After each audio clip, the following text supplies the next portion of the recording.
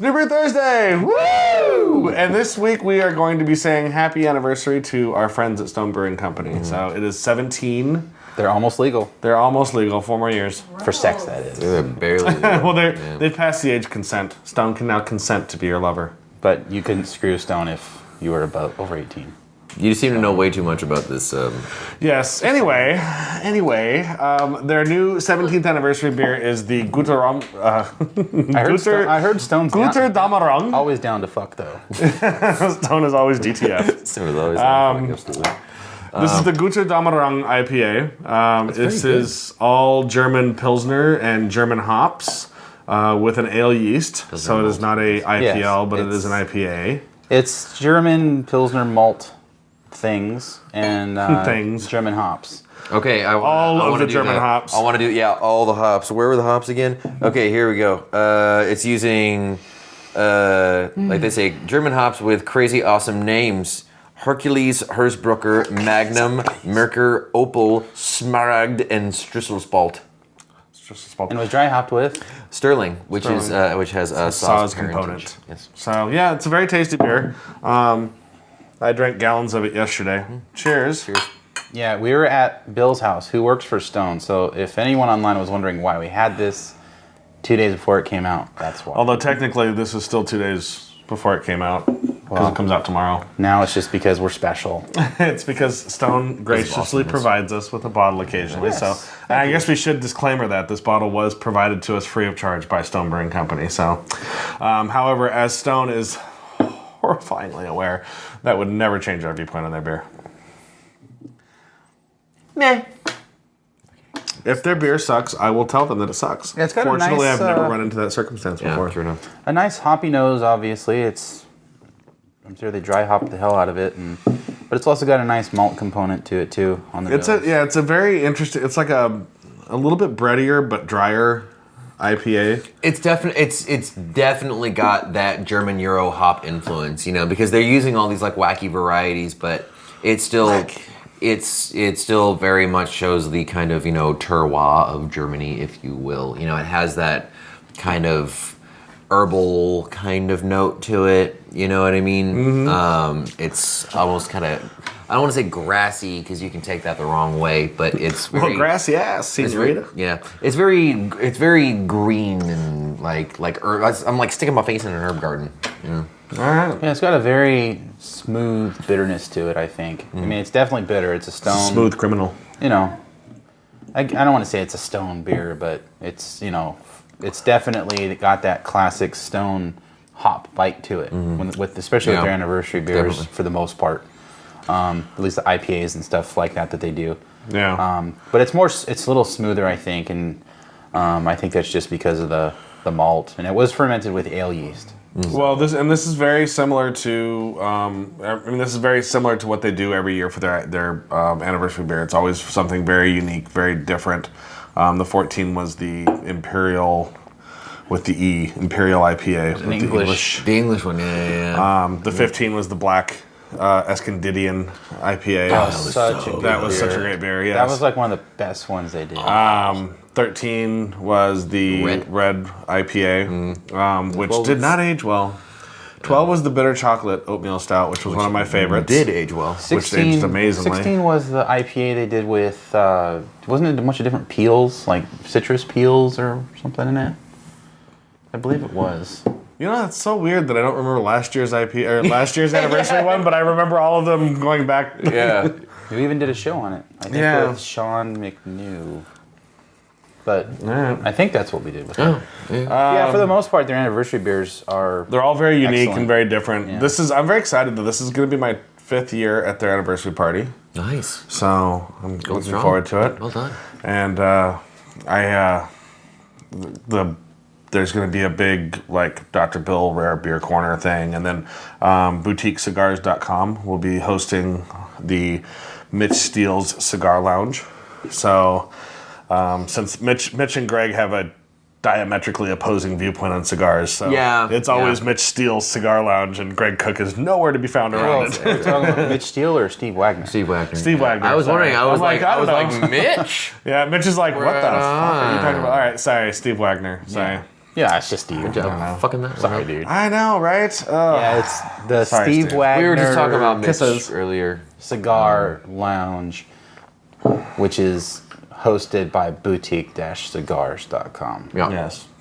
Our friend Chris White, who is very, very, very friendly. So we're going to send you off to a master pairing. That made him sound creepy. He's a little too friendly. He's a little too friendly. Hey, Chris, what's up? No, we're going to send you off to a master pairings where you can see some more of this beer in action, as well as, I think, their newest collaboration beer. Yep, the Stone Co. I'm not going to say the whole name. It's their coconut IPA. The R&R they did with IPA. That guy Ryan.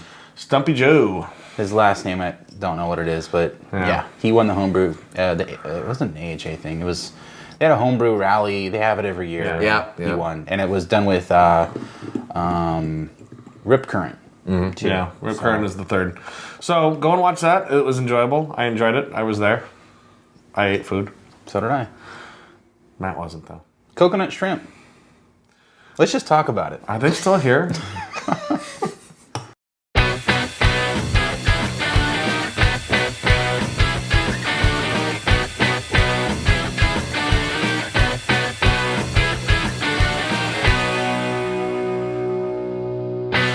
Hey everyone, welcome to another Master Pairing. I'm your host, Bill Sysak, of course, Stephen Johnson from New Brew Thursday. Of course.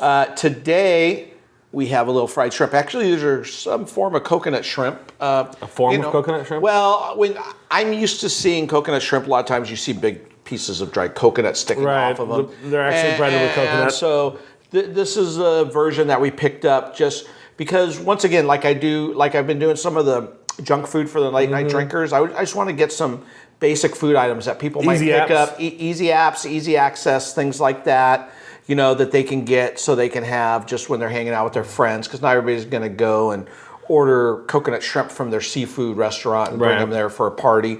So, you know, the goal is it's shrimp, it's breaded, it's got coconut. With it, we're going to do a little sambal. It's along the lines of sriracha, but we're going to do sambal for this episode. Sorry, Randy. Is it actually some sriracha with just garlic added to it? No, there's slight variation. Although you can see there's a rooster on top. Right, it's the same there's company. So many different. Yeah, there's so many different variations. You know, it's got garlic. It's got the seeds of the chilies in it. Okay. So it's you're going to see it's going to have more a slight. it's sriracha salsa. To me, it has a little more vinegar and a little more garlic in it. Okay. So I think you'll be able to pull those out. And so with this, I thought it'd be fun. You know, obviously, normally I wouldn't pair a beer like this, because one, it's way too obvious, and one, it's rare.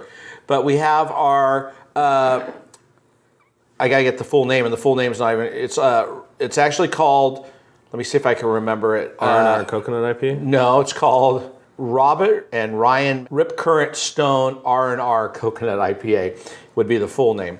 So this is an IPA that we did that was based off of the award, the winning homebrewing recipe that Robert and Ryan did for our AHA rally we do every year. And this is also the same guy that Greg did the whole social media fight with. Yes, Okay. that's absolutely true. And then Rip Current, Paul Sangster and Guy over there, the two owners and co-brewers, they were the third selection for this beer. So it's a great IPA, but it's also got nuances of coconut. So I thought it'd be fun to start with this. And then, as an extra bonus, we're going to do our Stone 17th anniversary Götterdämmerung, or, you know, I don't speak German, so it's probably Götterdämmerung. And you're not saying it angrily enough. It's our 17th anniversary beer. It's basically uses German malts, German hops, although the German hops are newer hops, ones that you wouldn't think of as far as if you're thinking of the classic German hops. And it's with ale yeast. So think of an Imperial Pilsner, because if it was with lager yeast, it would be an Imperial Pilsner. Right. But because we're Stone, it's an ale yeast, so it's a big IPA, but just with these German nuances. Kind of like when we did the 14th anniversary and did the Imperial IPA using English ingredients. Right. So this is a 9.5% beer, big, over the top, great spice and floral notes. I get peaches in the nose. It's really fun. So it's like a West Coast IPA, double IPA, meets a German Imperial Pilsner. So it's really cool and fun. But we're going to start right now with the coconut. Cheers. So cheers, Stephen. Now you're going to get a lot of hops on the nose. Where you really get the coconut is in the mouthfeel. Right off the bat, you feel that there's something there that's balancing the hops a little bit. And it's a little finish, bit. It adds a bit of stickiness to the hop dryness, and it coats the tongue a little bit better. I don't want to compare it to like a oatmeal edition. It's not like that at all, but it gives just a smoother mouthfeel to it. What you're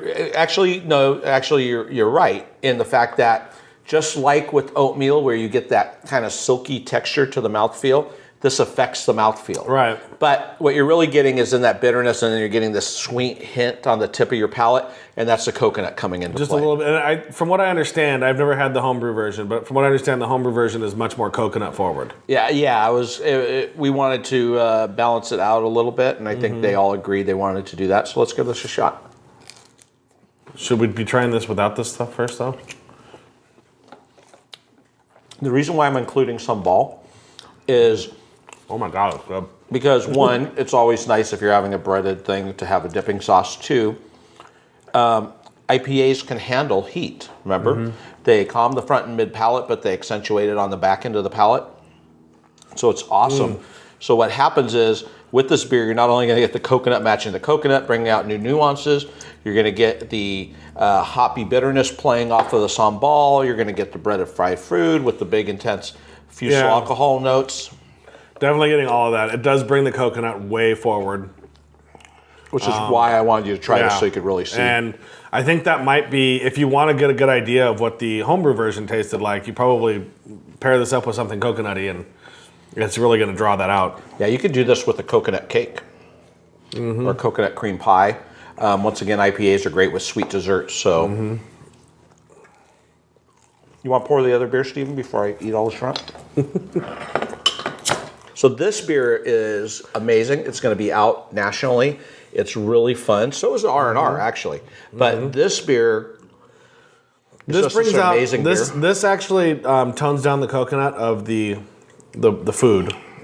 But the coconut in the food actually does a lot of what this is doing. It tones down the mouthfeel, gives a little more silkiness to it. Obviously the hot brings out the hop flavor of this, accentuates the spicy. All of that's playing really well together. But it's almost like this obviously has way more coconut on it. This is more like, okay, this is where you're getting the coconut is bringing down the mouthfeel a little bit. Right. Bringing down that like harshness of the hop mouthfeel. Right, those are all good points. I was going to talk about the beer first on its own. But whatever. That's okay. Great alcohol notes without being overwhelming because the spiciness from the malts and the hops both play into it. These particular hops will throw out spice characteristics and floral notes and some stone fruit. Really enjoyable. I love the way this beer tastes. I think it's really fun. It's going to be a shock to some people. It's a fantastic beer.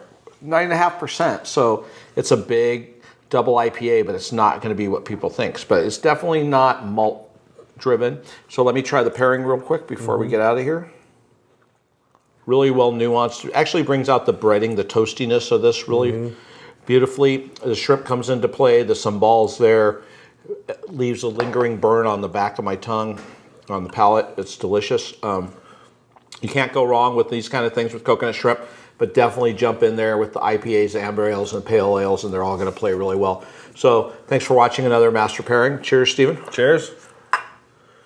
So we're back. I feel so much better. I do too. I took a breath of fresh air, that's why. Breath of fresh air. He exhaled all of the evil thetans out of his body. I was waiting to exhale. Thetans. That's so funny.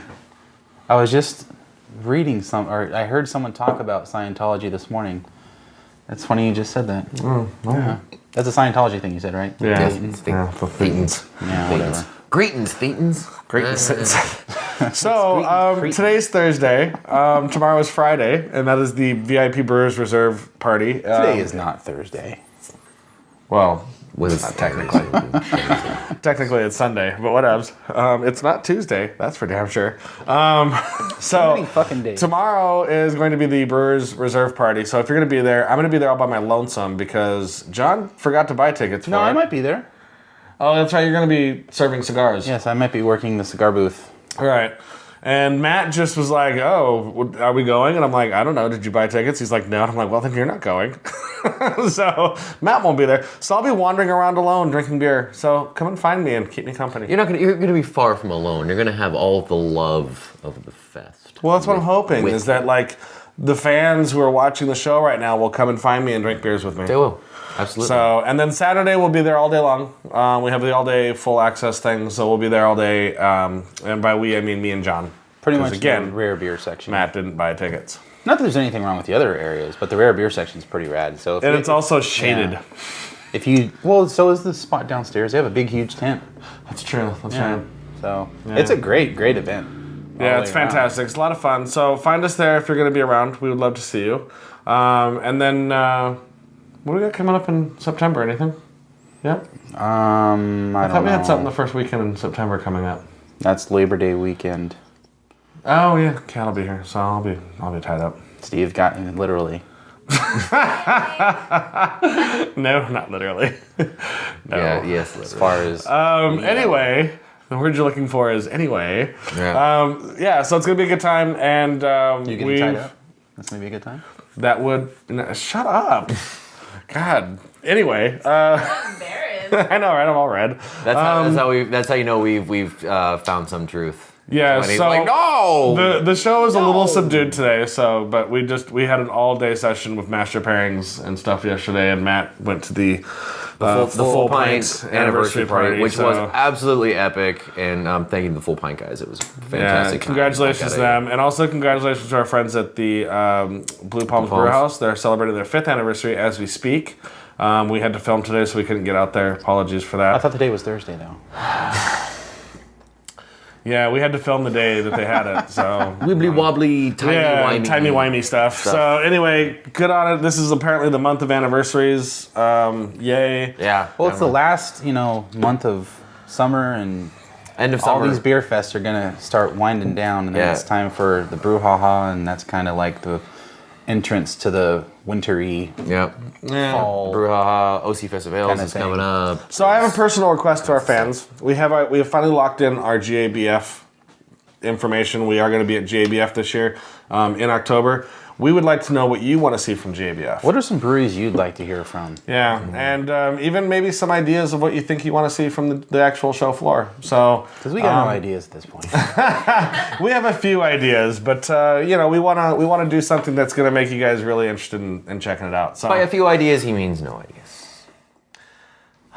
anyway, Yeah, it's a good month to explore some new breweries, since they're the only ones that really got in. So, apparently. Yeah, and Nothing against the BA, busting your balls, but there's gonna be a lot of breweries that are there that got in early because that was the way to get in, and there's not gonna be not a lot. There's gonna be some breweries that should be there that probably aren't gonna be there just because it was such a mad dash to get in. So, but fortunately, we'll see all the 50 different types of Coors beer that will be there. true. So You can't go to GABF without having a good Coors, yeah. Because $75 for a 1 ounce tasting of Coors Light is exactly Worth it. Hey, exactly bang. banquet beer. So anyway, on that note, we're looking forward to a fun fall, and we will see you next week. Until then, stay safe and drink beer. Happy anniversary, Stone. Yay!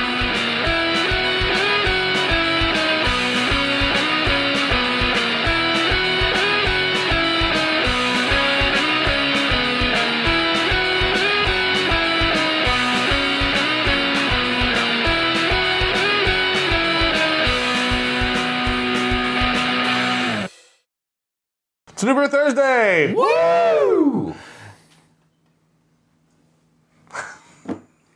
I have nowhere to go. Start that over again. What was that? Like, what am I doing here? We almost recreated my spit take.